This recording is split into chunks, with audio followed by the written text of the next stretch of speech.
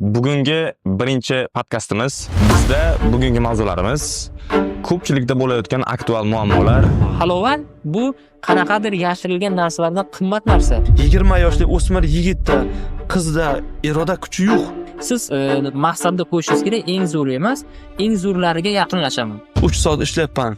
150 ming so'm, lekin korxonada ishlayapman kuni bilan 8 soat, oyiga 4,5 million oylik olyapman. Assalomu alaykum hammaga. Bugungi birinchi podkastimiz Xudo xohlasa sizga juda ham katta manfaatli bo'ladi va bundan juda ko'p tajriba va bilimlar olasiz. Chunki bizda juda kuchli Samarqandda gigant darajada rivojlanib borayotgan ikkita ekspertimiz kelganlar. Marhamat, Firdavs aka, o'zingizni tanishtirsangiz. Assalomu alaykum Dilmurod, kompliment uchun katta rahmat. Xursand bo'ldim to'g'risi.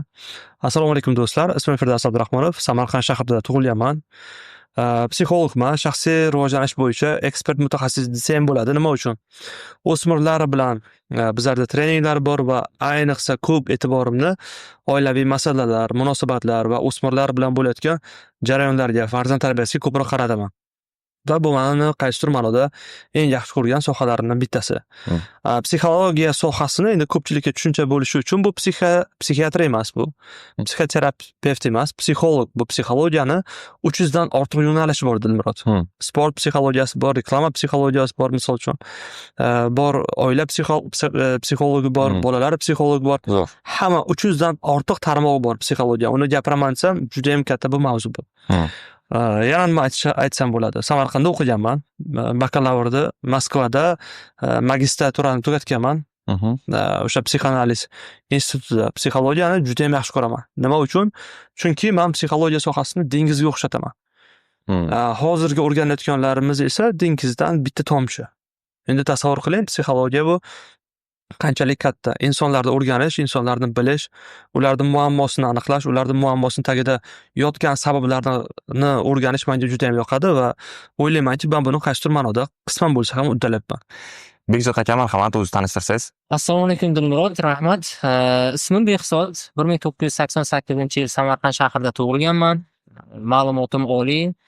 Bakalavriatni Samarqand qishloq xo'jaligi instituti. Magistraturani esa Samarqand iqtisodiyot va servis institutida tugatganman. Kasbim bo'yicha ishlaganman, iqtisodiyot bo'yicha va bank sohalarida va oxirgi 12 yil ichida buxgalteriya sohasida rahbarlik lavozimlarida ishlab kelyapman. Samarqand shahridagi Minimax Finance kompaniyasining asoschisiman va 2018-yildan buyon to'laqonli shu kompaniyada ishlab rahbarlik lavozimida ishlab kelyapman. Zo'r. Ko'rib turganingizdek, bizda Behzod aka Erkinov 12 yillik tajribaga ega moliyaviy ekspert va hozirgi kunda faoliyat olib kelayotgan Minimax Finance kompaniyasi asoschisi va rahbari. Va birinchi ekspertimiz Firdavs aka Abdurahmonov bo'ladilar. 10 yillik tajribaga ega psixolog, shaxsiy rivojlanish eksperti va Nova akademiyasi rahbari hisoblanadilar. Bizda bugungi mavzularimiz ko'pchilikda bo'layotgan aktual muammolar, ya'ni moliyaviy savodxonligi yetishmasligi, pul yig'ishda qiynalish yoki kunni rejalashtira olmaslik, ota-onalarda bo'layotgan muammolar, farzandini tarbiyalash yoki qanaqadir psixologik va biznes buxgalteriya tomonidan ko'rib chiqadigan bo'lsak, barcha muammolarga mana shu podkastimizda siz kerakli bilimlar va tajribalarni olasiz. Behzod aka, birinchi savolim sizga. Behzod aka, mana moliyaviy ekspert sifatida moliyaviy savodxonlikni o'rganish uchun insonlarga nima kerak, nimadan boshlash kerak? Yaxshi savol Dilmurod. Rahmat savol uchun. Moliyaviy savodxonlikni nimadan boshlash kerak deyishdan oldin moliyaviy savodxonlikda o'zi nima degan savolni bersak to'g'ri bo'ladi. Chunki bu so'z juda ham ko'p hayotimizda ishlatilyapti, lekin tub mohiyatini hali ko'pchiligimiz anglab yetmayapmiz. Moliyaviy savodxonlik nima deganini. Shuning uchun agar ruxsat bersangiz, men moliyaviy savodxonlik nima deganini qisqacha tushuntirib o'tgan bo'lardim o'zimning tushuncham bo'yicha. Moliyaviy savodxonlik bu sodda tilda aytganda pulga qanday kelyapti va qanday sarflanyapti. Shuni to'g'ri tushunish hisoblanadi. Bor-yo'g'i. Mana shu oddiy narsadan hamma narsa kelib chiqadi. Ya'ni misol uchun olaylikki, har birimiz oylik olamiz, oylik maoshimiz bor, daromadlarimiz bor va buni qanday sarf qilyapmiz? Eng muhim narsa mana shu yerda. bizlarni sarf xarajatlarimizga qarab, bizlarni moliyaviy savodxonlik darajamiz kelib chiqadi. Nimada ko'rishimiz mumkin? Aytaylikki, shunday insonlar bor, 10 million oylik olyapti, 12 million oylik olyapti. Farqi juda ham katta emas. Lekin 10 million oylik olsa ham, 12 million oylik olsa ham uni birdaniga ishlatib yuboradi. Bu nima degani? Unda moliyaviy savodxonlik yo'q yoki tartib intizom yo'q pul ishlatish bo'yicha. Tushunarli. Qanday qilsa yaxshi bo'lardi? Ya'ni 10 million oldingmi oylik 10%ni asrab qo'ygan. Yo'q deb hisoblash kerak. Nima bo'lgan taqdirda? Nima bo'lgan taqdirda ham shu pul yo'q deb hisoblash kerak, uni yig'ish kerak. Iloji bo'lsa bankka omonatga qo'yish kerak. Chunki pul o'zi ko'payib ketaveradi. Pul bo'sh turmasligi kerak.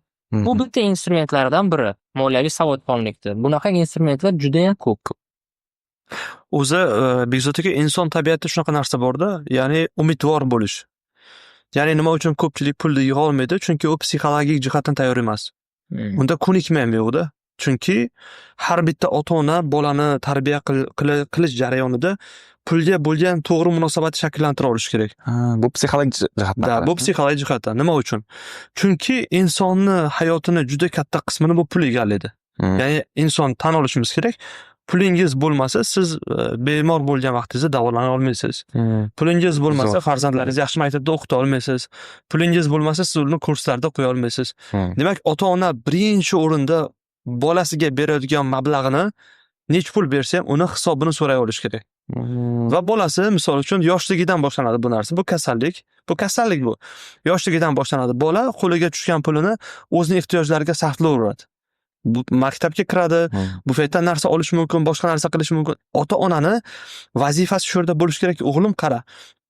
Shu maktabdan oladigan sotib oladigan narsangni o'rniga men uydan narsa berib yuboraman, shu pul seni oldinga qoladi. Va bu pulga sen yig'ib turib, nimani yaxshi ko'rasan olishni, nimani xohlaysan? Velik olishni xohlayman, velik olishim mumkin. Ota-ona nima qiladi? Ota-ona aslida bu kasallik, yana bir marta aytaman, bu bolalikdan bo'ladi. Bola velik olishni xohlayaptim, ota-ona nima deydi? "Ma, davay, вот mana sen velik" deydi. Yaxshi. Endi qarang, bu programma Bekzod aka bolalikdan shakllandi. Katta bo'lganidan keyin 12 million oylik olyapti, 12 million yetmaydi. Chunki 12 millionlik ehtiyoj turadi. Shunday. Ko'rasiz? Ko'proq ehtiyoj. Da, undan ham katta ehtiyoj turadi. Demak, 12 millionda o'sha o'zini o'rni bo'ladi-da. Qancha keldi, ketdi yana. Qancha keldi, u ketdi, yana yetmay qoladi. Bolani qo'l xuddi shunday ota-ona e'tibor bering. Bolalikdan bo'ladi bu narsa. Bola velik olishni xohlayaptim, ota-ona beradi. Endi bu yerda bitta savol tug'iladi. Xo'p, sen bu bilan nima demoqchisan? Nima, men endi bolamni velikdan qisishim kerakmi? Qisish kerak emas. Aksincha, moliyaviy bilimlarni o'rgatish uchun unga o'sha velik olish uchun pulni o'zi yig'ish kerak. Telefon olish uchun o'zi pulni yig'ib olish kerak. Bola u pulni yig'a olmaydi Bekzod aka. Nima uchun? Chunki velik 2 million turadigan bo'lsa, bolani 500 ming puli bormi? U 500 mingni ishlatib yuboradi. Bu birinchi bosqich. 100 mingligidan ishlatib yuboradi. Ikkinchi bosqichda nima bo'ladi? Bola 100 ming so'm pulni ishlatib bo'lgandan keyin o'tirib afsus qiladi. Yig'laydi.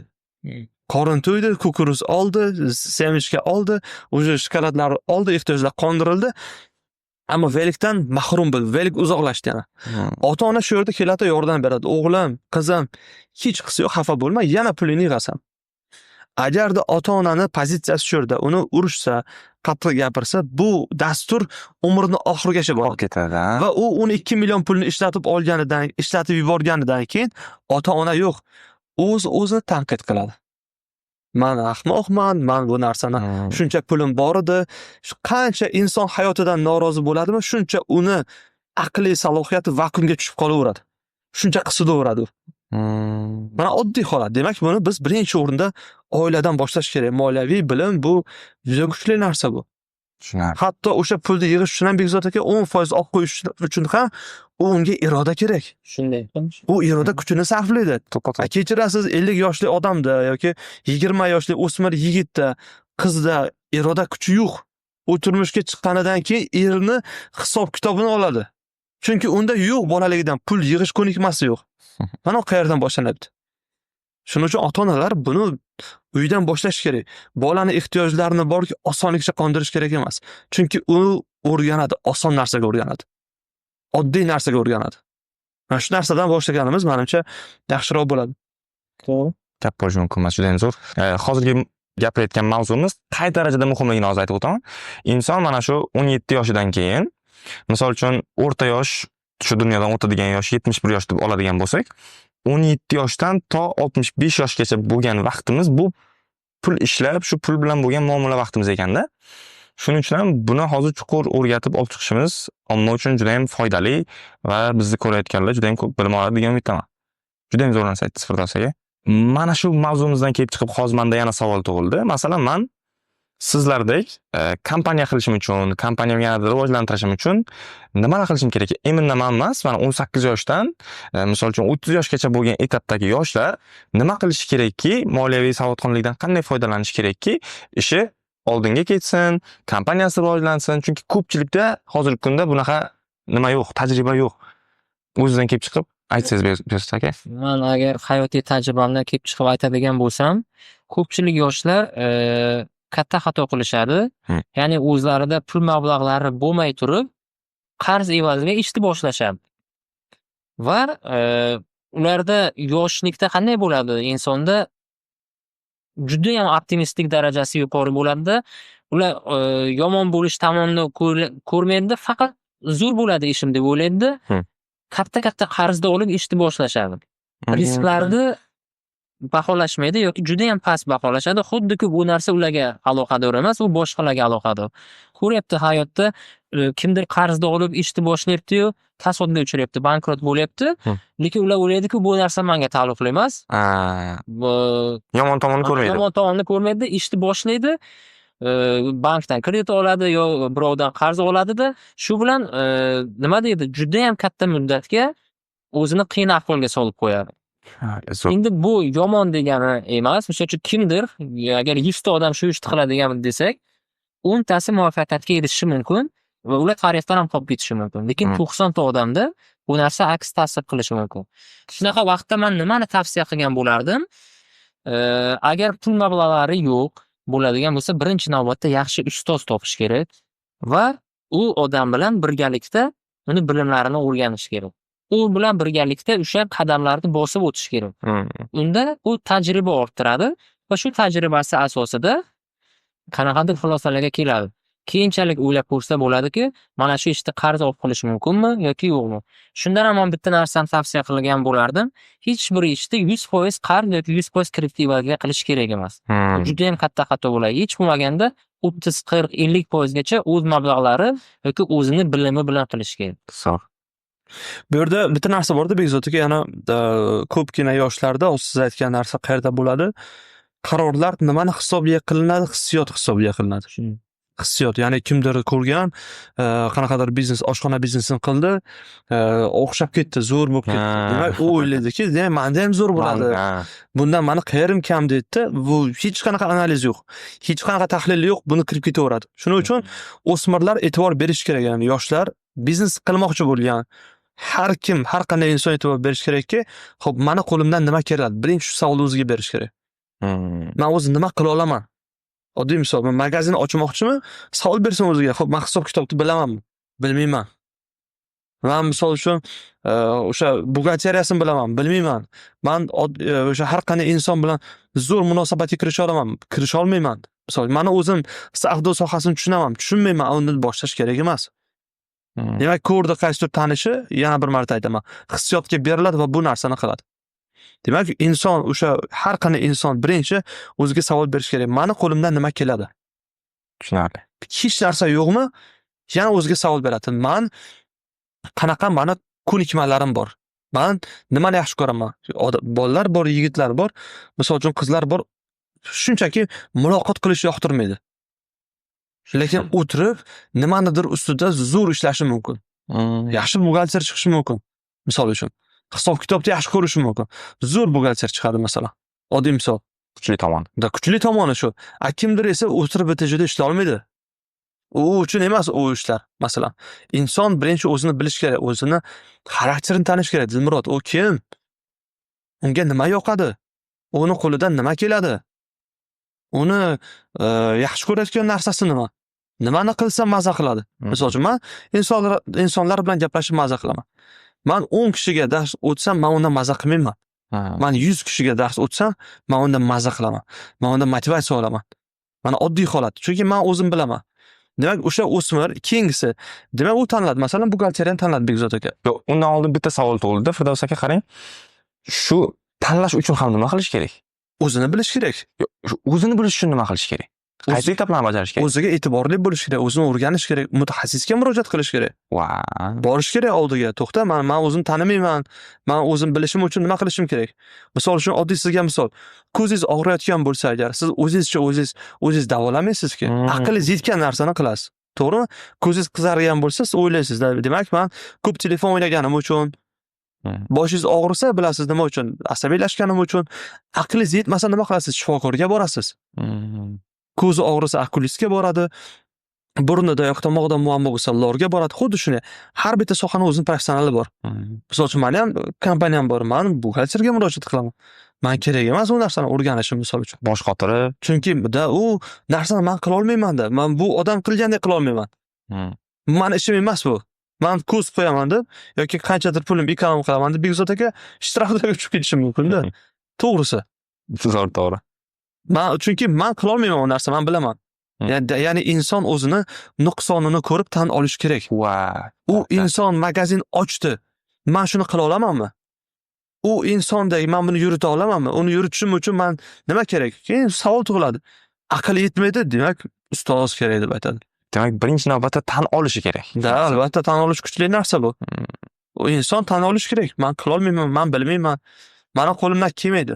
Demak, men o'rganishim kerak. Mana oddiy misol. Bu narsani qildimi, keyin natija yaxshi bo'ladi. Firdaus aka zo'r tushunarli gap bo'lishi mumkin emas. Endi yoshlarda bo'lmasam soha tanlashga e'tibor qaratadigan bo'lsak, Bekzod akamlarga savolim bor. Imminni buxgalteriyani professional darajaga olib chiqish, o'rganish uchun o'zi nimadan boshlash kerak, nimalarga e'tibor qaratish kerak? To'g'ri savol. Dilmurod, ko'pchilik yoshlarimiz ko'pchilik kasb tanlashda adashishadi yoki noto'g'ri qarorlar qabul qilib qo'yishadi. Misol aytadigan bo'lsak, mingdan ortiq tashkilotlar bilan ishlaganmiz. 100 dan ortiq xodimlar bilan ishlaganimda shu narsalarga guvoh bo'lamanki, qaysidir muvaffaqiyatli buxgalterni ko'rishadi-da. Shu kasb yaxshi kasb ekan.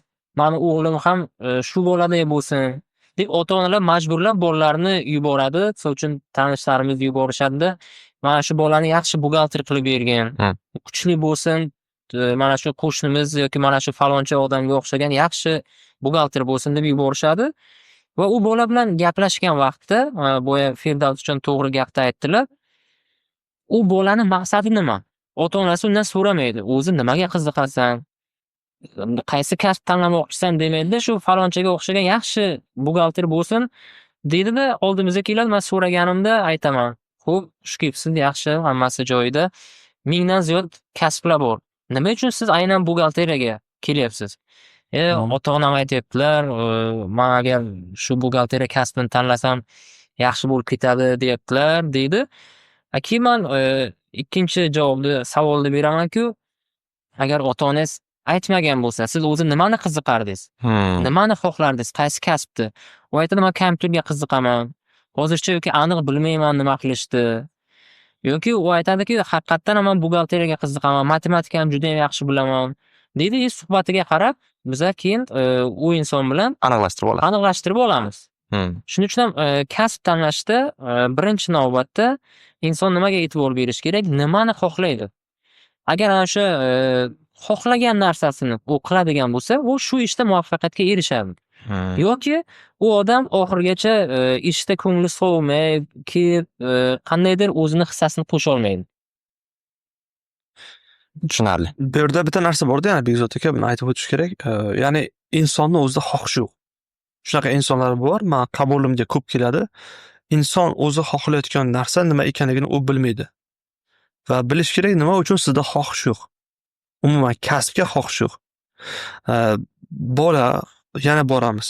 Bolaligida ko'p tanqid qilingan, ko'p norozi bo'lingan, xatolari ko'p aytilgan bolalar kelajakda ham o'zini topish ehtimoli juda kam bo'ladi. O'zini topishga qiynaladi. Tushunasizmi? Chunki u har doim qo'rqadi. O'zi nimadan qo'rqayotganini bilmaydi. Zo'rini tanlashga harakat qiladi. eng zo'r kasb tanlashga harakat qiladi. Yaxshi ko'rmasa ham shuni tanlashga harakat qiladi. Bu birinchisi. Ikkinchisi, uni xohishi yomon narsaga bo'lsa-chi. Misol uchun tasavvur qiling, men xohlayman klubga borib turib, chilim chekuvchi vazifasini bajarishni xohlayman misol uchun. Ya'ni shunaqa bolalar bor, masalan, chilimini yoqib beradi kimnidir. Yana bor, yana nimadir, kompyuterxona ochishni xohlaydi misol uchun. Lekin kasb tanlayotganda inson uni kelajagiga qarash kerak. Qani uni kelajagi bormi? Misol uchun, u o'sadigan kasbmi misol uchun. U kimgadir zarar keltirmaydi. Bu tanlov, ikkinchi tanlov bo'lganidan keyin, misol uchun, yaxshi ko'rmaydi masalan, buxgalteriya yaxshi ko'rmaydi u. Dilmurod, masalan, bu tomoni bor. Ammo bizlarda miyamizda shunaqa bitta holat bo'ladiki, agar biz o'zimiz yoqtirmagan narsadan ham lazzat topa olsak, lazzatni ko'ra olsak, biz u narsaga mehr qo'yamiz, Bekzod aka. Meni bolaligimda eng yomon ko'rgan narsam bu sport bilan shug'ullanish bo'lgan. Eng yomon ko'rgan narsa. Eng yomon ko'rgan narsam bu sport bo'lgan. Nima uchun? Chunki men sportda har doim muvaffaqiyatsizlikka uchraganman. Juda ham ko'p. Kritika qilingan. Men ukam ko'p natijalari bo'lgan, u juda ham yaxshi natijalarga erishgan misol uchun. U maqtalgan, men esa o'zimni xuddiki taqdirlangandek his qilganman masalan. Va shuning uchun sport yomon ko'rganman. Lekin hozir sport bilan shug'ullanmasam bo'lmaydi. Meni motivatsiyam bu sport. Dilmurod. Oddiy misol, asablarim buziladi misol uchun sport bilan shug'ullanmasam. Men oddiy misol, nima uchun? Chunki men undan lazzatni ola oldim. Men o'zimga motivatsiya bera oldim. Endi keyingi etapda masalan bitta bola keldida buxgalteriyani tanladi. Uni nima kutayotganligini u bilish kerak. Ya'ni u 6 oy qiynaladi Bekzod aka. U kompyuter o'rganishga qiynaladi, unda juda ham ko'p stresslar bo'ladi. Chunki har bitta inson yangi ishga kirgan vaqtda unda stress bo'ladi. Stress yomonmi? Stress juda ham zo'r. Qanday qarashingizga bog'liq. Agar inson stresslar yomon deb qarayotgan bo'lsa, u har doim shu stressdan qochadi. Tasavvur qiling, kimnidir ko'pchilik oldiga chiqib gapirish u uchun qiyinmi? Toki bu stressni yengib o'tmas ekan, doimo bundan qochadi. Tug'ilgan kunlarda so'z navbati bersa, u yo'q, Bekzod aka. To'ylarda hozir biladi bu navbati keladimi, o'zi bu to'yxonada yo'q. Nima uchun? Chunki stress unga. Inson o'tirib o'ziga savol berish kerak. Demak, men hozir bu stressdan chiqa olmasam, har doim bir umr bu meni davom ettiradi. Shuning uchun ota-onani bu yerda o'rni juda katta. Ota-onani o'zida moliyaviy savodxonlik bo'lish kerak. O'sha kasbga oid bilimlar bo'lish kerak. O'g'lim, qizim buxgalteriya sohasida, misol uchun deylik, yoki shifokorlik sohasida, yoki sartaroshlik sohasida ko'p qiynalasan, lekin men bilaman, sen buni eplaysan. Seni qo'lingdan keladi. Ko'rasizmi? Sendan qachon buxgalter chiqadi emas, sendan qachon sartarosh chiqadi emas. Ota-onani bu yerda o'rni juda ham katta. Tushunarli. Bolani o'zi psixologik jihatdan tayyor turish kerak. Qanaqa mashaqqati, qanaqa qiyinchiligi. Keyin u o'sha bu odam erishgan natijaga erishadi. Chiroyli mashinada yurishi mumkin, o'zining kompaniyasini yaratishi mumkin. Mana oddiy holat. Zo'r, tushunarli. Boya bizda kredit masalasi ochildi. Hozirgi kunda juda ko'pchilik kreditni minus yomon taraflarini ko'rsatib kelishyapti-da, Bekzod aka. Shunga qanaqa qaraysiz o'zi kredit bilan qanaqa shug'ullanish kerak? Kredit masalasiga juda ham ko'pchilik oxirgi vaqtlarda negativ qaraydigan bu qoldi. Bu bir tomondan asosli, chunki oldinlari kredit instrumentlari ko'p ham hayotimizda ishtirok etmasdi. Kredit olish masalalari juda ham qiyin bo'lganligi uchun insonlarning miyasida kredit men ola olmayman, bu men uchun imkonsiz degan tushuncha bo'lgan va jamiyatimizda kredit faqat qaysidir tabaqa vakillari uchun imkonli bu ko'ringan. Hozirga keladigan bo'lsak, bozor iqtisodiyoti sharoitida oxirgi vaqtlarda juda ham katta imkoniyatlar yaratilyapti va erkin raqobat sharoitida korxonalar bir-biri bilan raqobat qilishining natijasida kreditlar har xil mijozlarni talablarini o'rganib chiqib, ularga yechimlar beradigan kredit tizimlari ishlab chiqarilyapti. Va bu insonlarga juda ham ko'p kredit instrumentlaridan foydalanish imkoniyatlarini yaratib beryapti. Mana shu joyda insonlar hissiyotlariga berilib, ortiqcha moliyaviy savodxonlikni chetlab o'tgan holda kredit olishga o'tib ketishyapti. U kredit ularning shaxsiy hayoti uchun kerakmi, yo'qmi degan tushunchani o'ylamayapti-da, hamma olishim kerak, hozir menga tayyor imkoniyat berilyapti, men bundan foydalanishim kerak, yana beriladimi degan imkoniyat. Endi men aytgan bo'lardim-ki, kreditni olishdan oldin inson o'ylab ko'rish kerak, bu kredit meni hayotimda yaxshi tomonga o'zgartiradimi yoki orqaga tortadimi? degan savolni o'ziga berish degan kerak. savolni albatta berish kerak. Nima uchun kerak? Nima uchun Nima kerak uchun? o'zi u Ha. kredit? Agar bu kreditni olib, hayoti yaxshi tomonga o'zgaradigan bo'lsa, misol uchun aytaylikki, siz biznesmensiz, Mhm, siz kredit oldingizda biznesingizni rivojlantiryapsiz. mhm. Bu to'g'ri. Buni olish kerak. Ammo siz kredit olyapsiz-da, mashina olyapsiz, uyga divan olyapsiz yoki televizor, telefon, boshqa narsalar olyapsiz. Bu narsa qaysidir muddatga kelib tushib ketaveradi. Zo'r. Kredit bilan yopishni boshlashingiz mumkin. Shuning uchun ham men boya aytganimdek, kredit moliyaviy savodxonlikni Hmm. bilib turib, barcha risklarni olib, keyin kredit olish kerak. Aynan shu mavzuda savolim bor edi. Ikkalalaringizga ham zo'r to'g'ri keladi bu. Bir kishi savol bergan. Aka, kreditga mashina olmoqchiman. Ishdan keyin qo'shimcha daromad uchun do'stlarim topayapti 500-600 ming so'm taksi qilib, shunga nima deysiz degan savol tushyapti hozir. Juda ham to'g'ri savol. Hozirgi kunda men aytgan bo'lardimki, bu narsa yoshlarning ichida juda ham ko'p uchraydi. Ya'ni 9 dan 6 gacha ishlaydida, 6 dan keyin men bo'shman. Shu vaqtda kira qilib pul ishlab olishim mumkin degan narsa bor. Zamon ko'rsatyapti-ku, agar ish unumdorligini oshirishni xohlasak va ishda samaradorlikni oshirishni xohlasak, odam dam olishi kerak. Va o'ziga investitsiya qilish kerak bo'sh vaqtida. Men nima uchun bunday deyapman? Hozir yoshlarda 9 dan 6 gacha ishlayaptimi, 9 dan 5 gacha ishlayaptimi? Demak, o'ziga qanaqadir bilimlarga investitsiya qilishga ham vaqt qolish kerak. Ishdan tashqari qanaqadir qisqa muddatlik foydani deb, uzoq muddatda kerak bo'ladigan katta maqsadlarga erishadigan narsadan voz kechib qolayotganini odam bilmay qoladi. To'g'ri, u hozir kira qiladi, 500-600 ming so'm topadi, lekin uzoq muddatda yana shu ishni qilishiga olib keladi. U faqat u 40, 50, 60 yoshgacha kira qilmaydi-ku. Shuning uchun men tavsiya qilgan bo'lardim. Hozir Firdaus aka ham bu borasida menimcha o'zlarini fikrlarini bildirib o'tadilar. O'ziga investitsiya qilsin. Bo'sh vaqti bormi? Olgan oyligini o'ziga investitsiya qilsin, bilimiga investitsiya qilsin.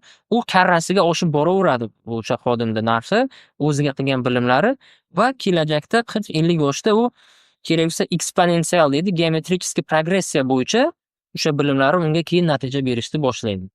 O'zi umuman olganda Bekzod aka, bu hozir sizni fikringizga qo'shilmayotganlar bor-da. Sanga gapirish oson, menga pul kerak.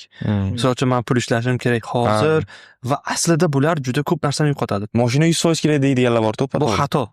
Bu noto'g'ri tushuncha. Mashina qachon? Buni olaylik Bekzod aka. Misol uchun men dadamlarning bitta xarakterlarini yaxshi ko'raman-da. Ya'ni aytadilarki, o'g'lim, senda qancha puling bor? Shunga yarasha mashina ol. Lekin men nima uchun zo'r mashina olishni yaxshi ko'raman? Chunki meni tan olishlarini xohlayman Bekzod aka. Meni hurmat qilishlarini xohlayman. Hatto bizni ehtiyojlarimiz tagida yotgan narsalar ham bor-da. Ya'ni inson o'zini tanishligi bu juda kuchli narsa. Ya'ni bu nima uchun mashina olgingiz kelyapti? Aslida pulni tagida yotgan narsa u mashinasi bo'ladi. Meni mashinam bor degan tushuncha bo'ladi Bekzod aka. Lekin endi Bekzod akaning gaplaridan kelib chiqqan holatda moliyaviy bilim nima? Misol uchun uni bir kunda kunlik xarajati Bekzod aka, mashinaga ketadigan xarajati 500 ming so'm. 300 ming so'm deylik, misol uchun. Taksiga sarflayotgan xarajat. Lekin u mashina sotib olyapti-da, shu orqali u 200 ming, 300 ming pulini ekonom qilyapti, tejayapti. Undan tashqari bu ishiga xalaqit bermayapti, ishini yengillashtiryapti. Ko'rdingiz, unda buni olish kerak. Bu foydali. Bu foydali investitsiya bu. Chunki mashina olish orqali uni vaqt tejalyapti, uni misol kissasiga pulni tejalyapti misol uchun deylik. Lekin bu ishdan tashqari pul topish uchun, masalan, buxgalteriya o'rganda, undan tashqari ishlayman deyotgan bo'lsa, bu eng katta xatoni qiladi. Nima uchun? Chunki Bekzod aka u har kunlik dohodi bor, puli bor, to'g'rimi? Buxgalteriyada oylikdan oylikka kutish kerak bu narsani. Dilmurod u hech kimga yoqmaydi. Naqd pulda hammamiz yaxshi ko'ramiz. Kunlik pulimiz bo'lishini hammamiz yaxshi ko'ramiz. Kim o'ylab qaraydi? Qarang nimadan boshlanadi. 3 soat ishlayapman, 150 ming so'm, lekin korxonada ishlayapman kuni bilan 8 soat, oyiga 4,5 million oylik olyapman. Va tushuncha ko'rasiz, qanday paydo bo'ldi? Demak, men bu ishdan chiqib turib kuniga 8 soat taksistligimni qilsam, kuniga men 500 ming so'm ishlayman. Yana savol tug'iladi, bu qachongacha? To'g'risi. Qancha vaqt? U faqat hozirni ko'radi, Malades. U hozirni ko'radi. Nima uchun? U hozirni ko'ryapti. Chunki uni hissiyotlari boshqaryapti. Inson o'zini tanisa, hissiyotlar uni boshqarmaydi. u hissiyotlarni boshqaradi. Bunga bitta misol keltiraman-da Bekzod aka. Tasavvur qiling, Dilmurod, magazinga kirdingiz. Hmm. 1 million pulingiz bor. Sizni magazinga kirgan vaqtingizda sizga bor 5 ta narsa olish keraklik. 2 kilo un, shakar, yana nimalardir. 5 ta narsa produktingiz bor. Lekin magazinga kirgan odam, e'tibor bering, o'zi olayotgan narsasi 200 minglik bo'layotgan bo'lsa, Bekzod aka 200 mingdan ko'p olsa oladigan kam olmaydi. Nima uchun? Uni hissiyot boshqaradi. Shokolad olgisi keladi, konfet olgisi keladi, yana kimgadir nimadir, bu xato, bu noto'g'ri tushuncha. Agar u qo'liga moliyaviy bilim nima? Moliyaviy bilim bu rejalashtirish. Meni tushuncham shunaqa. Rejalashtirish bu. Ya'ni qo'lingda bor mablag'ing sen rejalashtirasan. Yozib kiradi. Albatta, qo'liga ro'yxat bilan kiradi va bu hissiyotini boshqaradi. Endi taksistga qaytamiz. Agar bu inson mashina sotib olmasdan turib, misol uchun deylik, kuniga o'sha 3 soat taksistlikka emas, buxgalteriyasini ustida, o'zini kuchaytirish ustida ishlasin, uni katta natija kutadi Bekzod aka. 3 yil qiynaladi, to'g'ri. Lekin u 4,5 million emas, u 2000 dollar oylik olishi mumkin. Men bilaman, shunaqa buxgalterlarni bilaman. Masalan, o'zimni jiyanim oyiga kamida hozir 12-13 million oylik oladi. Oddiy misolda. Lekin riski kam. Oddiy taksistga qaraganda riski kam. Gazga o'chirib turmaydi, misol uchun, yoki mashinasi buzilib qolmaydi, moyni almashtirish kerak emas. Bu tomonlari bor. Eng yomon tomoni inson qotadi o'sha bitta sohada. Bu eng yomon narsa. Ashar tomonlari bor. Zo'r Firdavs aka, zo'r insightlar oldik bu savoldan ham. Endi shu mavzumizga bog'liq yana bir savol tug'iladi. Bu savol ikkalaringiz uchun ham birinchi Bekzod akaga bermoqchiman. Misol uchun oddiy usta. Oilasida 3 ta farzandi bor, xotini bor. Moliyaviy savodxonlikka mana e'tibor qilishi, hamma narsani to'g'ri taqsimlashi uchun u nimalarga e'tibor berish kerak? Qarzdan qarzga o'tadiganlar bor. To'g'ri, hozir hayotimizda ko'p ko'ramiz. Juda ham ko'p inson oydan oyga qarz bilan o'tish holatlari bor. Bu nima deydi? Aytishga oson deyish mumkin, lekin moliyaviy savodxonlikda bu yoqda qanaqadir formulasi yo'q uni. U faqatgina oylikni oshirish yoki oylik maoshini oshirish bo'yicha qandaydir izlanish olib borsa bo'ladi. Shunday tanishlarim bor. Aytaylik, qarzdan qarzga o'tadigan insonlar bor edi. Men nima deb tavsiya berganman ularga? To'g'ri, boshida qiyin bo'ladi, lekin har bitta kasbda o'ziga yarasha sertifikat, bilim, malaka, tajribaga ega bo'lgan shu talablari bor. Qanchalik qiyin bo'lmasin, mana shu talablarni bajarishga intilish kerak inson. To'g'ri, boshida qiyin, lekin o'qib o'sha narsalarni izlanib, qaysidir darajaga yetgandan keyin o'sha oylik maoshlarni ham oshiradigan, o'ziga bo'lgan o'sha ishonchi ortib boradi va asta-sekinlik bilan bu qarzdorliklardan chiqib ketishi ehtimoli paydo bo'laveradi. Lekin ko'pchilik aytadiki, bu narsa menga to'g'ri kelmaydi deyishi mumkin. Sizga kostyumni, galstukni kiyib gapirish osonda. Siz meni hayotimda yashab ko'rganingiz yo'q-da, siz bilmaysizda. Bilmay turib nima qilasiz gapirib deydi. Deydiganlar bor. Shunday, men bitta misol keltiraman. Bo'yoqchi, ya'ni bizlarda xalq tilida aytganda ikkita malyar tanishimiz bo'lardi. Ikkita yigit. Ikkalasi ham bir vaqtda ishni boshlagan. Bitta yigitimiz juda ham o'sha sohada ko'tarilib ketdi. O'sha malyarlik sohasida qanday qildi? U ishni tizimga solib oldi. Boshida o'zi shogird bo'lib tushdi, o'rganda ishni qildida, o'ziga shogirdlarni olaverib, ishni shunday tizimga qo'ydiki, zakazda oladi va shogirdlariga bo'lib beradi. Oddiy bo'yoqchi. Va u shogirdlari shu ishni qilaveradi, o'sha o'rtog'im borib nazorat qilib keladi. Qanday bo'lyapti? Ikkinchi o'rtog'imga aytardimki, mana ko'r, mana shu boladan yo'q, men bunday qila olmayman. Hozir agar ko'radigan bo'lsak, o'sha ikkinchi o'rtog'imiz haligacha o'sha ustaligida qilyapti. Oilasini o'sha biz aytgandek qarzdan qarzga o'tib, qandaydir tebratayotgan bo'lsa, lekin birinchi o'rtog'imiz bu ishda katta muvaffaqiyatga erishdi. Farqi nimada Bekzod aka? Farqini gapiring, farqini. Ularda farqi nimada? Ularda farqi har bitta vaziyatdan imkoniyatni ola bilganida. Ko'ra bilishda. U ko'rdiki, juda ham birinchidan ishni sifatli bajargani uchun unga ko'p talab bo'lyapti. Bu avtomatik keladi. Hozir ulgurmayaptimi? Ha, men ulgurmayapman shu ishga.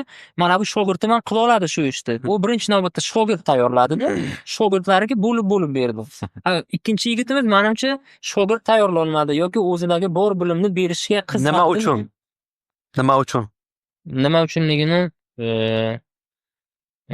bilmadim lekin. Bu savol javob bor. Mhm. Bekzod aka, nimadan boshlash kerak? Birinchi qarashlardan boshlash kerak. Siz aytayotgan do'stingizni ikkalasini e'tibor bersangiz, fikrlashi ikki xil. Bittasi boshlashdan qo'rqmaydi. Hmm. Bittasi xatodan qo'rqmaydi. Ikkinchisi men qila olmayman, meni qo'limdan kelmaydi, bu juda ham Yetadi. qiyin, menga yetadi shu ham, boriga shukur qilishim kerak deydi. Ko'ryapsan? Ikkinchisini orzulari bor. Ikkinchisini maqsadlari bor. Ikkinchisi fikrlashi, qarashlari butunlay boshqacha. Shuning uchun inson birinchi o'zgartirayotgan narsasi bu fikrlari bu. U o'ziga bo'lgan munosabatini. Ha, to'g'ri.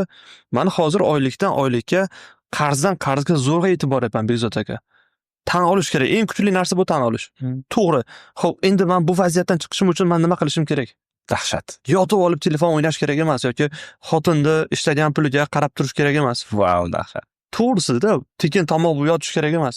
Qachon menga klient keladi, sanga hech qachon klient kelmaydi. Sanga hech qachon zakaz tushmaydi. Nima uchun? Chunki sen oldiga bor, aka. Siz mana ustoq remont qildirmoqchisiz uyingizni. Ko'rdim, qurgan ekansiz misol uchun Bekzod aka. Ha, nech pulga usta ishlatmoqchisiz? Boshqalar 50 mingdan olayotgan bo'lsa, men aka 45 mingdan olaman. Sizdan iltimos, meni nima kamchiligim bo'lsa, siz kamchiligimni tuzating. U inson o'zgardi chunki. Bugun o'zgardi.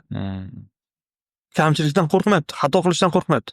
Bekzod aka olibdi ko'tarib, uni sinab ko'rish uchun o'zi u kelganda bitta xonachasini olaman, remont qilaman deb kelganda bu odam aytadi, "Mana shu 3 etaj senga topshiraman." Qo'rqish kerak emas. Bo'ldi aka, bo'ldi. Qilaman bu narsani. Bu odamni ishonchiga kirish uchun bu odamni hayratda qoldirish kerak u. Ko'ryapsizmi? Bu odamdan-da kuchli takliflarni berish kerak. Bu odamdan-da aqlli fikrlarni berish kerak. Da sizni hayratda qoldirish kerak Bekzod aka. Sifati bilan. Men ham usta ishlatganman, la'nat aytganman. To'g'risi, la'nat sanga deganman. Bergan pulimga noroziman deganman. Nima uchun? Chunki u qochgan. Lekin men shunaqa usta ishlatganman, pulim kam ekanligini his qilib turganman-da. Kelishuv bo'lgan Bekzod aka.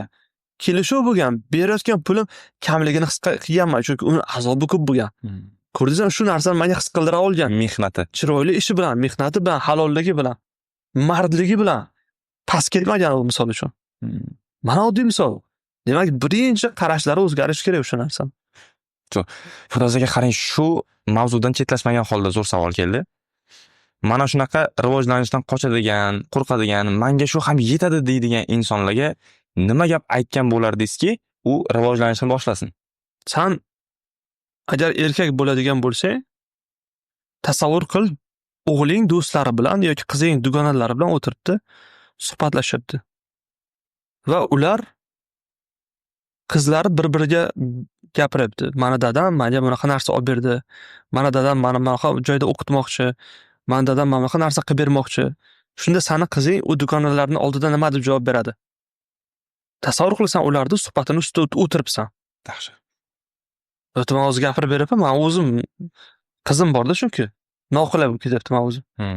O'g'lim bor.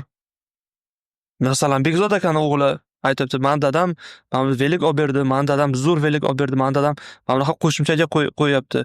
Ko'ryapti, buni u odamni o'g'lida yangi papkasi bor, yangi ruchkasi bor. Bufetda har kuni bor 5 ming so'mga nimadir sotib olib yeyishi mumkin yoki uyda nimadir olib keladi. Asana o'g'lingchi yirtiq krossovkada kiyib yuribdi. U krossovka ham akasidan qolib ketgan. Qo'shni olib kelib berdi, amakisi olib kelib berdi rahmi kelgandan jiyaniga. Yo'q, bizda shu narsa shakllanganki, kambag'al yaxshi, boy yomon. Uni kim o'ylab topgan? Uni hayotidan norozi bo'lgan inson o'ylab topgan. Boylarni yaxshi bilmayotgan inson, boy u ziqna bo'lmaydi. Boy yomon bo'lmaydi. Boy qo'li ochiq bo'ladi. Qo'li ochiqligini bitta isboti u qanchadan qancha odamni ish bilan ta'minlaydi. Boy insonning orqasida savobi juda katta. Uni kim o'ylab topadi u narsani? O'sha boydan o'zi kutgan narsasini ola olmayotgan inson. Tasavvur qiling, siz Bekzod aka ham rahbar, misol uchun men ham rahbar.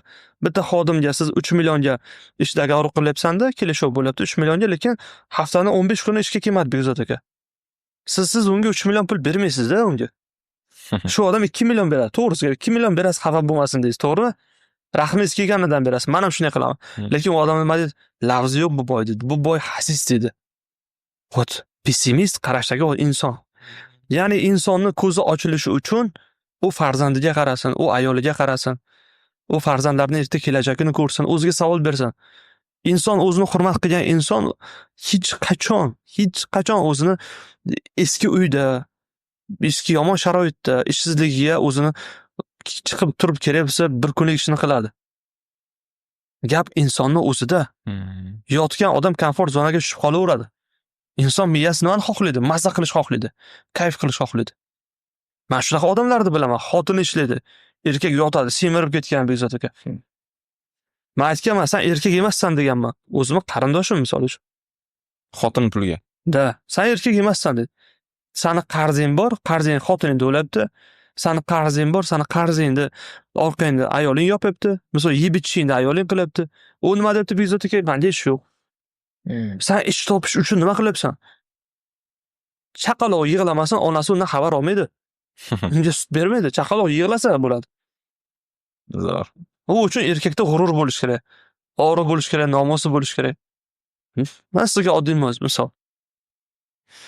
Ozgina mavzudan chetlashamiz, Firdaus aka, Bekzod aka. Men Bekzod aka uchun atab qo'ygan savolim bor. O'zbekistonda tadbirkorlar soliqdan qochmasdan qanday qilib qonuniy yo'l bilan daromadini oshirishi mumkin? Yoki sizning gapingiz bormi qanaqadir mana shu soliq to'lamaydigan, soliqdan qochadigan insonlar uchun? To'g'ri. Shu narsaga hozir bitta narsa esimga kelib ketdi. Yaqinda bo'lgan voqea.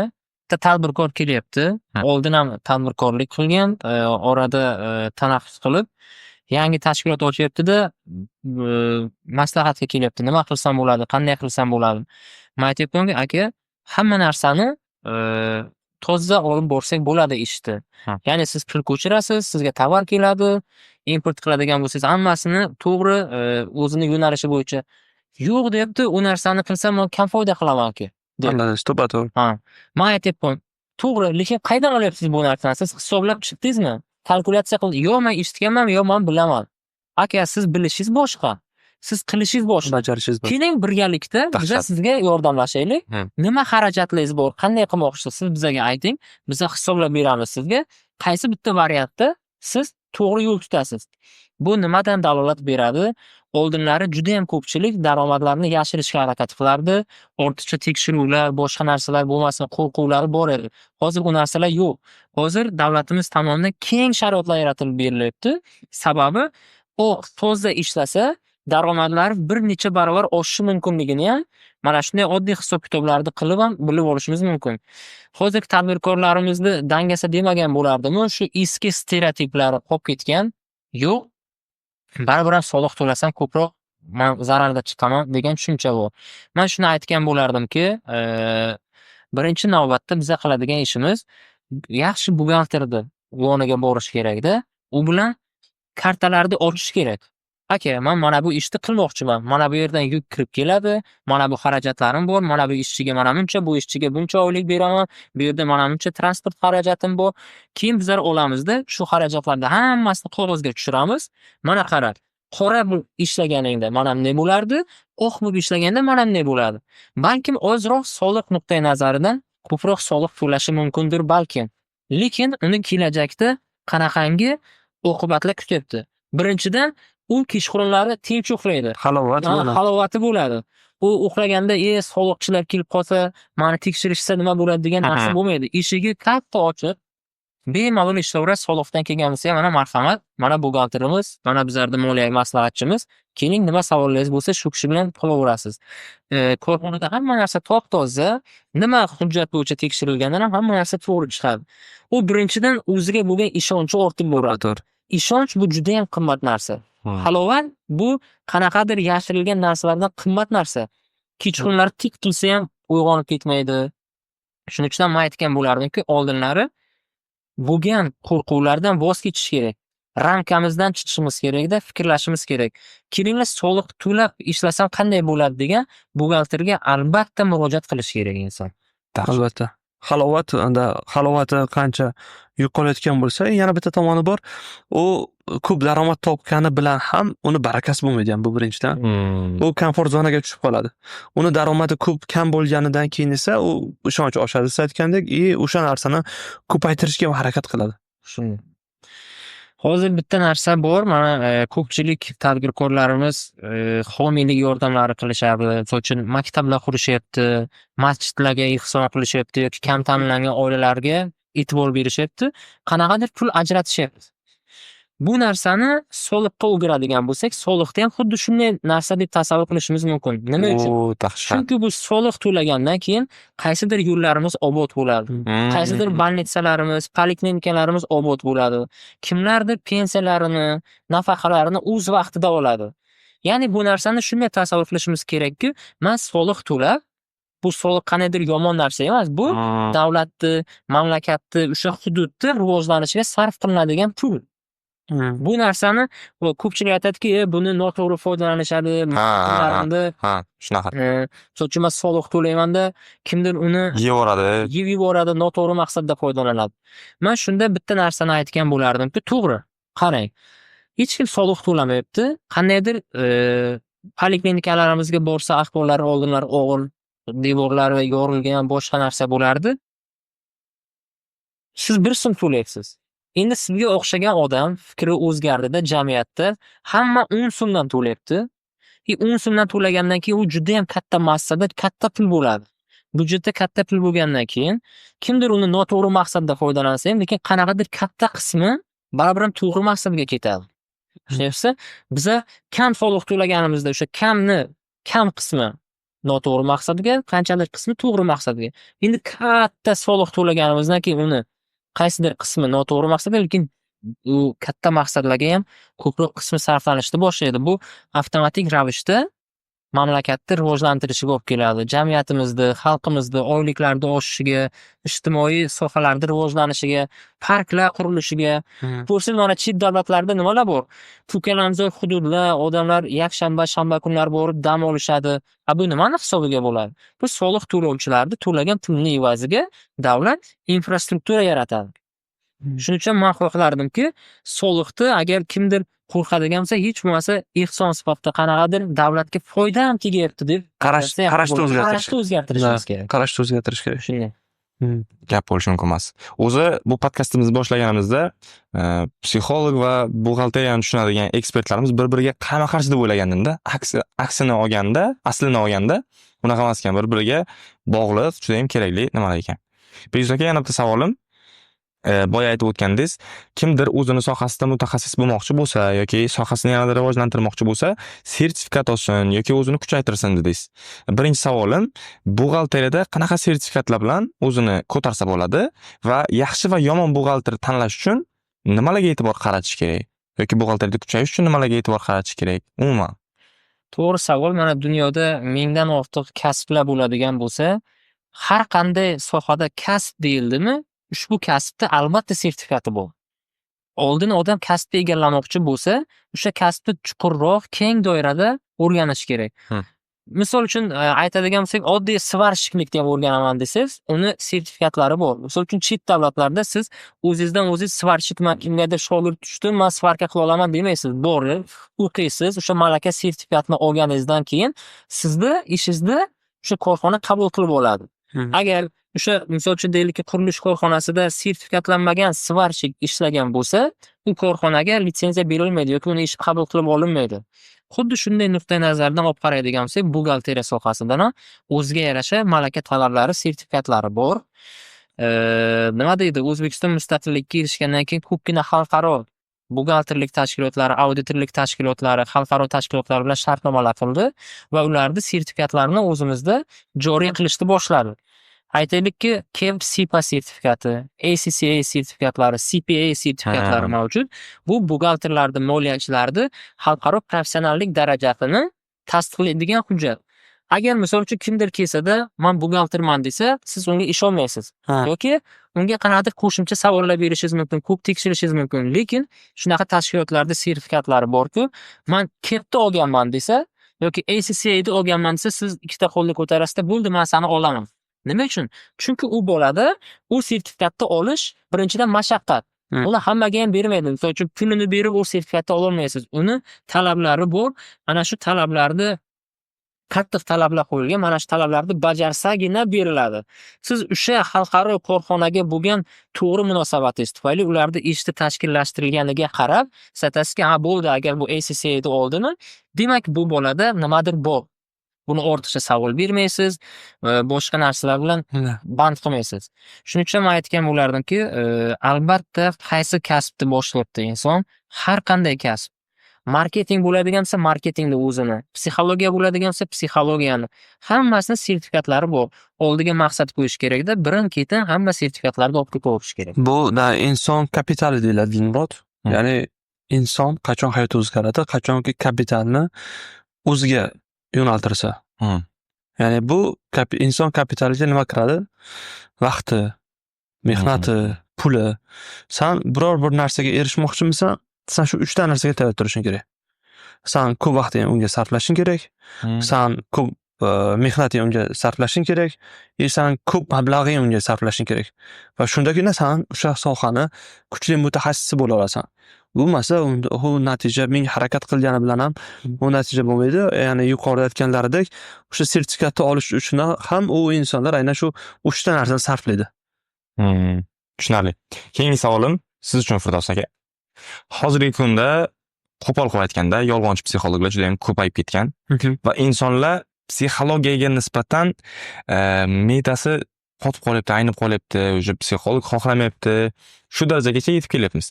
Endi yaxshi va yomon psixologga bir ko'rishda yoki bir o'tirishda, bir konsultatsiyasiga borishda ajratib olish uchun nimalarga e'tibor qaratish kerak? Qanday qabul qilish kerak? Birinchi psixolog shaxsi kim? Avval inson shuni bilish kerak. Psixolog bor, psixoterapevt bor va psixiatr bor.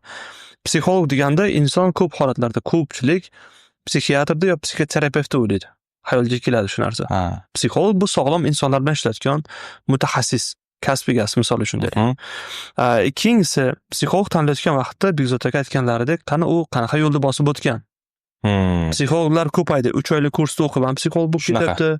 6 oylik kursda ham o'qib psixolog bo'lib ketyapti. O'zini psixolog deb e'lon qilyapti misol uchun. Ya'ni insonda o'sha nima deydi, huquqiy bilim deydimi, mijozlarda o'sha psixolog shaxsini portretini yarata olishlari kerak. Ya'ni u qayerda o'qigan, u qaysi mutaxassislikda tugatgan misol uchun, diplomi bormi, qayerlarda o'qigan u, keyingisi u qancha vaqtdan buyon ishlayapti, uni tajribasi qanaqa, uni mijozlari undan rozimi degan savollarga javob topish kerak bo'ladi.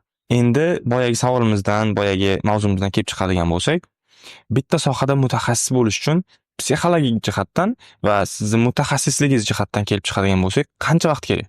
Bu qachon? Masalan, men marketing sohasida O'zbekistonda juda kuchlilar orasiga kirmoqchiman. Mutaxassis bo'lmoqchiman yanada. Qancha vaqtimni sarflashim kerak? Yo'q, avval siz o'zingizni bilishingiz kerak. Siz kim? Sizning xarakteringiz qanaqa? Siz balki xarakteringizda kamchiliklaringiz nimada? Danjasa bo'lishingiz mumkin, diqqatingiz tarqoq bo'lishi mumkin. O'sha nuqsonlarni birinchi topishingiz kerak. Kuchli, misol uchun, nima deyish mumkin? Marketing egasi bo'lishingiz uchun sizda общительный bo'lishingiz kerak. Sizda ko'nikmada bo'lish kerak. Har qanday inson bilan muloqotga kirishib keta olishingiz kerak. Siz o'zingizda kasbingizda zo'r mutaxassis bo'lish uchun o'zingizga vaqt sarflashingiz kerak. O'zingiz ustingizda ishlashingiz kerak. Sizda vaqtingizni olayotgan narsalardan uzoqroq yurishingiz kerak. Masalan, do'stlar bo'lishi mumkin, qanaqadir davralar bo'lishi mumkin. Siz nimalardandir kechishga tayyor turishingiz kerak bo'ladi bu narsa uchun.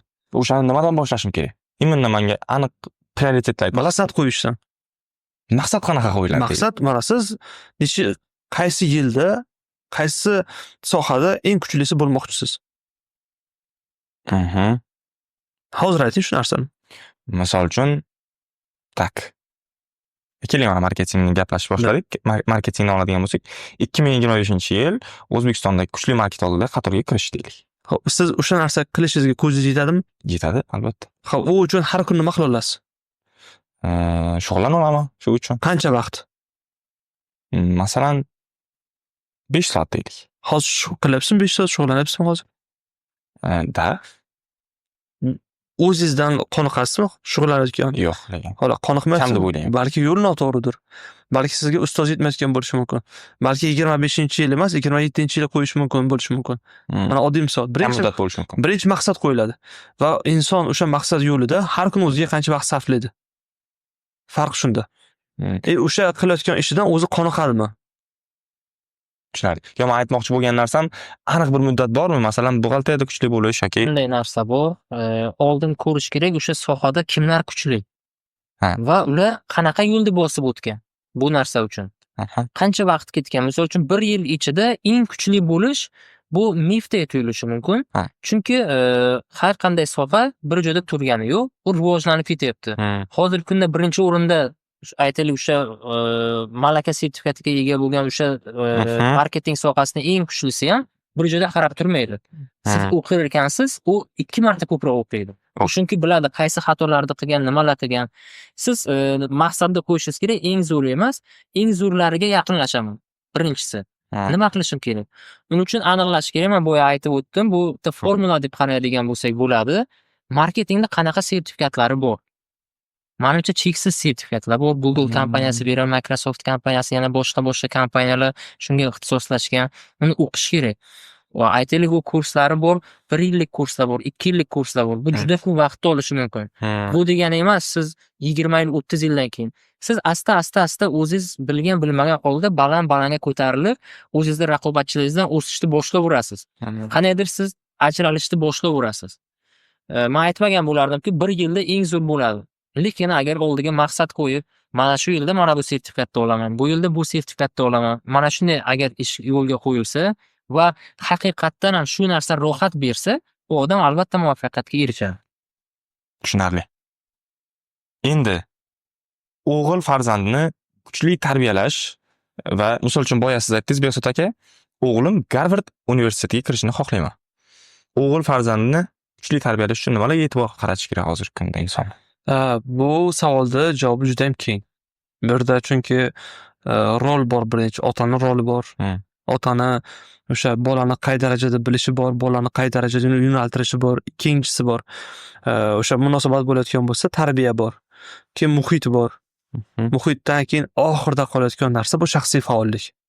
Bolani o'ziga o'zi o'qish kerakmi? Bolani o'zi o'qishga qiziqadimi? Garvardni ota-ona xohlayapti-da, bola emas-da u narsa. Tushunarli. Bolani xohishlarini aniqlash uchun nima qilish kerak? Bunday narsa Murod, bolani xohishi, bola ko'p narsani xohlaydi. Bolani ko'pgina xohishlarini tagida nafs yotadi. O'sha bolani o'tish davri bor. Bola masalan o'yin faoliyati bor, o'qish faoliyatiga o'tadi. Misol uchun shunaqa insonlarni ko'rganmisiz? 30 ga kirgan hali ham kompyuter o'yinlarini o'ynaydi. 40 ga kirgan hali ham telefondan boshini ko'taradi. Bolalikda qolib ketgan ular. Bolalikda qolib ketgan kattalar deymiz. Oddiy misol. Ko'rasizmi? Endi bolani xohishlarini aniqlash emas, unda xohish uyg'ota olish kerak. Biz e'tibor bering-da, bola nimaga qiziqadi? Qachonki biror bir sohadan motivatsiya olsa, natija olsa. Masalan, Behzod akam farzandlari bor. Endi o'g'illari maktabdan kelyapti-da, dadajon, mana kundalikda 5 baho oldim misol uchun. Agar shu yerda xotin unga e'tibor berib turib, "Vau, zo'r bo'pti o'g'lim. Sen bilan faxrlanaman" deb motivatsiya beradigan bo'lsa, agar unda qiziqish uyg'onadi o'qishga nisbatan. Bola aslida ehtiyojlari, xohishlarini ota-ona yo'naltira oladi. Tushunyapsizmi? Bola ya'ni telefon o'ynayaptimi, o'z holiga qo'yadigan bo'lsa, u uchun telefon butun hayoti bo'lib qoladi. Ota-ona unga yordam berish kerak. Birgalikda degan narsa bor. U futbol o'ynayaptimi, ota-ona birgalikda o'ynasa, u futbolni eplab keta oladi. Sportga boryaptimi, birgalikda. Uy ishlarini qilyaptimi, birgalikda. Masalan, qiz bolalar bor, uy ishlarini qilishni juda ham yaxshi ko'radi. Nima uchun? Chunki o'sha ishda u muvaffaqiyat qozongan. G'alaba qozongan. Rag'batlantirilgan. Bola uchun azob bo'layotgan narsalardan bola qochadi-da, boshqa ehtiyojlar topadi. Bolani ko'p telefon o'ynash xohlashi ham o'sha lazzatni o'sha telefonda topgan. Ota-onaning e'tibori kam bo'lganligi, ota-ona bola bilan kam ishlaganligi uchun ham. Oddiy misol. Ehtiyoj, ya'ni men aytardimki, ota-ona bolani ko'p ehtiyojlariga qarash kerak emas. Aksincha, o'zini ehtiyojlarini, o'zini xohishlarini bolaga chiroyli qilsingdirish kerak. U uchun nima kerak? Bolani psixologiyasini bilish kerak. Bolani qiziqishlarini bilish kerak. Misol uchun deylik. Bolani qanaqa yo'naltirishni bilish kerak. Demak, tarbiya qiluvchini o'zi tarbiyali bo'lish kerak. Tarbiya qiluvchini o'zi, bilim beruvchini o'zi bilimli bo'lish kerak. Demak, bu yerda kim qilish kerak birinchi qadamni?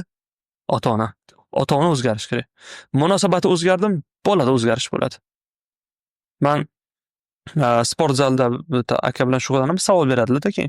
Firdavs, mani bolamda shunaqa holat bo'lyapti, o'qishga umuman qiziqmayapti. Aka, siz birga darslarni qiling, bir oy sizga vaqt. Birga darslarni qilasiz, baho olib kelganda uni rag'batlantirasiz, xursand bo'lasiz. Bola sizni xursandchiligingizni ko'rsin va quchoqlab yuzdan bitta o'pib qo'yasiz o'g'lingiz. U erkak kelyapti, 2 haftadan keyin kelyapti. Firdavs aka, katta rahmat sizga. Ha nima aka, tinchlik? Mani esimda ham yo'q to'g'risi. Bergan maslahatim. Yo dedi, o'g'lim 3 ta 4 talab 5 olib keladigan bo'ldi. Nima uchun? Chunki ota-onasi uni borligini his qildi. Bola o'zini borligini borki, otasini munosabati orqali, demak, men ham kerak ekanman otaga. Endi nima qiladi? Ota figura. Otani hurmat qiladi, yaxshi ko'radi. Otani hurmatini qozonish uchun bola nima qilibdi? A'lo o'qibdi. Lekin bolalar nima qiladi? Hech qaysi ishni eplolmaganidan keyin shuhlik qiladi. Shuhlik qilganidan keyin ota orqasidan maktabga boradi, bolani jazolaydi. Ha. Demak, men otamga kerak bo'lishim uchun men nima qilishim kerak? Shuhlik qilishim kerak. Urush qilishim kerak. Shunda ularda e'tibori ko'p bo'ladi. Anvar deb onasi har kuni Anvar dedi. Lekin qarang, bu yomon e'tibor qaratish-ku. Bolaga buni ahamiyati yo'q. Bolaga bor bo'lish muhim. Qanaqa bo'lsa ham e'tibor bo'lsa bo'ldi. To'ppa-to'g'ri. Bola uni ma'nosini chaqmaydi. Yomon, yaxshi degan narsa bolada yo'q. Bolaga muhim e'tibor. Nima uchun telefon o'yinlarini o'ynaydi bola? Chunki o'zini o'sha yerda tan oladi. Telefon o'yinlariga e'tibor bering, bosqichma-bosqich u yangi etapga o'tadi. U degani sen zo'r degani. Demak, real hayotda bola rag'bat ololmayapti, tan olinmayapti, bu nima virtual olamga kirib qoladi. Real olamda bola muvaffaqiyatsizlikka uchradimi, u ulg'ayganidan keyin ham har doim bunda u programma bo'ladi. Har doim bo'ladi. Lekin masalaning yana ikkinchi tomoni bor. Sen noto'g'ri gapiryapsan. Men bolaligimda yaxshi tarbiya ko'rmaganman, meni ota-onam jazolagan, meni rag'bat berilmagan, lekin men ishimni zo'riman. Nima uchun? Chunki sen o'zing tarbiya qilding. Bola 16 yoshga o'tganidan keyin o'zini tarbiya qilish bosqichiga o'tadi Bekzod aka. Lekin u bolaligidan chiqsagina. Zo'r, tushunarli. Va bizga hozir yana bitta narsani tushuntirib berishingiz kerak, Firdavs aka. Chunki hozirgi kunda yana bir narsa shakllanib qolyaptiki, psixolog o'zi shuni ochiqcha gapirib oladigan bo'lsak-da, gaplashib oladigan bo'lsak. Psixolog o'zi nima uchun kerak? Juda ko'pchilik savol beradi va psixologdan qochishadi. Psixolog nima uchun kerak? O'zingizni anglashingiz uchun, hayotingiz o'zgarishi uchun, qarashlaringiz o'zgarishi uchun, ishingizda o'zgarish bo'lishi uchun. Psixolog aynan 2000-yildan buyog'iga har bir insonga kerak. Nima uchun? Insonlar ko'p stressga tushadi, ko'p depressiyaga tushadi, ko'p oilaviy nizolar bo'ladi, kelishmovchiliklar bo'ladi. Hammasining sababi bitta. Ya'ni atrofimizda bo'ladigan olamni u qabul qila olmayapti. O'zgarishlarni qabul qila olmayapti. Mana oddiy misol. Masalan, ularda tanqidiy fikrlash ko'nikmasi shuni hisobiga kamayib ketaveradi. Insonlarda hissiyot boshqaradi. Hissiyot boshqardi, hamma narsa juda ham oddiy bo'ladi. Ular turmushga oddiy qarashadi. Hozir mana yaqinda chiqqan, men internetda ko'rdim, qizil bayroq. Nima san o't? Mana erim menga gelik olib berish kerak. Va sen gelik olishga sen loyiqmisan? Sen nima qoyil ish qilib qo'yding? Sen o'zing chiroyli hisoblayotgan bo'lsang, bu vaqtincha. 5 yil, 10 yildan keyin sen qaraysan, o'sha bo'ldi. To'g'risi gapda. Biroz o'ylash kerak. Menga zo'r uy olib berish kerak, menga kvartira olib berish kerak. Davay, birgalikda qilaylik degan tushuncha yo'q. Bu noto'g'ri samotenka. Noto'g'ri o'ziga bo'lgan ishonchda o'sib ketganligi. Qayerdan bo'lyapti bu? Internetdan bo'lyapti. Nima uchun bunday bo'ladi? Tanqidiy fikrlash ko'nikmasi yo'q qizlarda. Mard qiz bo'lib aytmayaptiki, misol uchun, to'g'ri, birgalikda qilaman. Bor mardlar ham chiqmaydi misol uchun. Men yo'q demoqchi emasman, bor. Men ko'rganman, men guvohi bo'lganman. Shunaqa qizlar bor, havasiz keladi. Oddiy misol, lekin o'shanga qarab turib o'g'il bolalar o'sha qo'rqadi keyin uylanishga kimgadir. Shunaqa. Qizil bayroqchilar. Juda ham aktual tema gapirildi hozir. Gap bo'lishi mumkinman. Firdavs aka, rahmat javoblar uchun. Endi hozir mavzuni o'zgartirib, Bekzod aka uchun men savollarim bor. Nima uchun ko'pchilik tadbirkorlar hozirda buxgalteriyaga bo'lgan e'tibori, ahamiyati deymizmi, juda ham kamayib ketgan. Buxgalteriya как бы ular uchun past o'rinda turadi? Buni sababi judayam oddiy va judayam murakkab. Oddiyligi nimada? Oddiyligi shu eski stereotip. Buxgalteriyaga faqat manga soliqda muammo olib kelib bermasa bo'ldi. Boshqa narsa kerak emas. Qolganini o'zim qilaveraman. Hisob-kitoblarimda buxgalter aralashishi kerak emas. Manga faqat soliq bilan muammo olib kelmasin bo'ldi, degan tushuncha bu. Shuning uchun ham ular aytadiki, menga soliqdan hech kim bezovta qilmayaptimi bo'ldi. Boshqasiga san ishing bo'lmasin, san aralashmagin degan. Lekin buxgalteriyani ahamiyati judayam katta. Agar har bir tadbirkor buxgalter bilan birgalikda maslahatlashib, moliyaviy ishlarini kelajakda rejalashtiradigan bo'lsa, hozirgi holatdan ancha yuqori o'sishi mumkin. Buxgalter nafaqat soliqchi. Ko'pchilik aytadiki, shu soliq boya aytganimdek, yo'q, buxgalter dunyo tajribasida oladigan bo'lsak, soliqni chet davlatlarda huquqshunoslar qiladi. Buxgalterlar qilmaydi. Buxgalterlar nima ish qiladi? U yoqda buxgalter degan tushuncha emas, u yoqda moliyachi degan tushuncha keng tarqalgan. Ular korxonani analiz qilishadi, tahlil qilishadi. Qayerga xarajatlar qanaqa taqsimlanyapti, daromadlar qayerdan kelyapti, uni qanday boshqarilyapti. U maslahatchi, tadbirkorni yelkadoshi ko'tarib turadigan odam moliyaviy maslahatchisi bo'ladi. Bizlarda esa faqat soliqdan keladigan xavflarni bartaraf qiluvchi zashitnik, himoyachi. Mana shu tushunchani biz o'zgartirishimiz kerakda. Tadbirkorlarimiz buxgalterlarga maslahatchi sifatida qarashini tushuntirishimiz kerak, tushuntira bera olishimiz kerak. Bu birinchi navbatda buxgalterlarda ham kamchiligi, chunki ko'pchilik buxgalterlarimiz ham komfort zonasiga kelib qolishgan. Bo'ldi, meni ko'p bezovta qilmayapti-ku, rahbarim dedi. Mendan so'ramayapti-ku. O'zim bilgandek qilaveray, unga hisobot ham bermaydi, qanaqadir moslashtirib olgan o'zini shablonlari bilan oyiga bir marta menga telefon qilasiz yoki bir marta men sizga aytaman, bo'ldi. Yo'q, agar tadbirkor haqiqatan ham o'sishni xohlasa, bu buxgalter bilan birgalikda jipslashib, kerak bo'lsa oyiga 2-3 marta vaqt ajratish kerak buxgalterning oldiga borishga. Men o'rtacha statistikadan aytaman, 300 ta bizlarda tashkilot bo'ladigan bo'lsa, hozirgi kunda kamidan kam rahbarlarimiz kelib maslahatlashadi.